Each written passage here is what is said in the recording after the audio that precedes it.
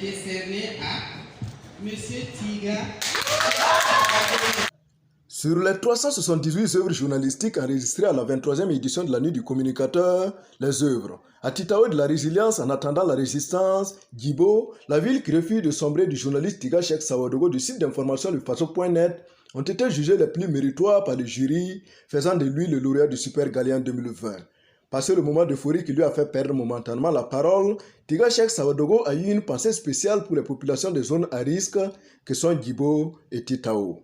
Et en ces temps précis, j'ai une pensée très spéciale pour ces populations de ces zones déclarées de ces zones à risque, notamment Djibo et également Titao. Ce sont des zones où je me suis rendu pour faire ces reportages. Donc j'ai une pensée spéciale pour les populations qui y habitent. J'ai une pensée spéciale aussi pour la mémoire du défunt maire de Djibo. Il a accepté de parler à l'époque. C'était pas simple, il a accepté de parler et quelques mois après il a été assassiné.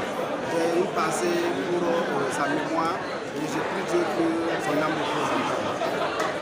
Il répare ainsi avec la somme de 3 millions de francs CFA, prix officiel du Super Galien, une villa d'une valeur de 20 millions de francs CFA offerte par la société PNBF, partenaire des prix Galien, un trophée et une attestation. Pour lui, ces distinctions sont une invite à mieux faire et une interpellation aux confrères à accepter de se rendre dans ces zones pour parler du vécu quotidien des Burkinabés qui y vivent. Ce prix, bien entendu, c'est une invite à mieux faire, mais je pense également que c'est une interpellation pour nous journalistes, parce que dans ces zones où pratiquement tout le monde est parti, il faut des journalistes qui acceptent d'y aller pour rendre compte du quotidien.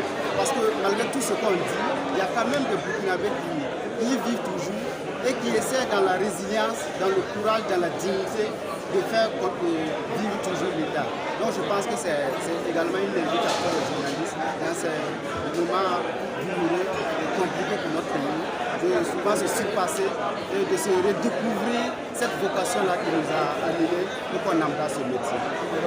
Cette 23e nuit du communicateur, soirée pendant laquelle les lauréats du concours prix Galien sont récompensés, a tenu toutes ses promesses en dépit des contraintes liées à la maladie à coronavirus, selon le ministre en charge de la communication, par ailleurs président de la cérémonie. Ma joie est d'autant plus légitime qu'avec la maladie à coronavirus qui a frappé notre pays et le reste du monde, la tenue d'une telle manifestation a nécessité beaucoup d'arbitrage et beaucoup d'aménagements. Au départ, nous étions à 700 invités. Aujourd'hui, nous en sommes autour de 300 pour respecter un peu cette distanciation et éviter dans cet espace clos de soyons prolifération de virus et donc de la Covid. Je voudrais véritablement remercier tous ceux qui ont pu rendre possible cette édition-là.